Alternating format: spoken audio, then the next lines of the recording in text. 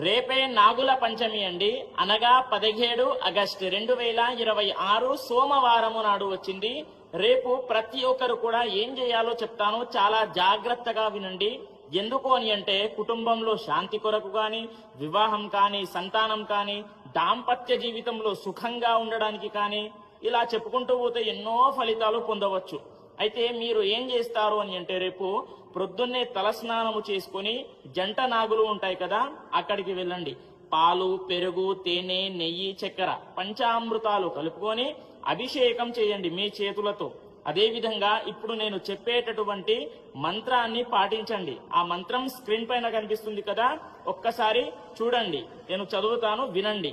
ఓం అనంతాయ నమః, ఓం వాసుకయే నమః, ఓం శేషాయ నమః, ఓం పద్మనాభాయ నమః, ఓం కంబలాయ నమః, ఓం శంఖపాలాయ నమః, ఓం ధృతరాష్ట్రాయ నమః, ఓం తక్షకాయ నమః, ఓం కాళియాయ నమః.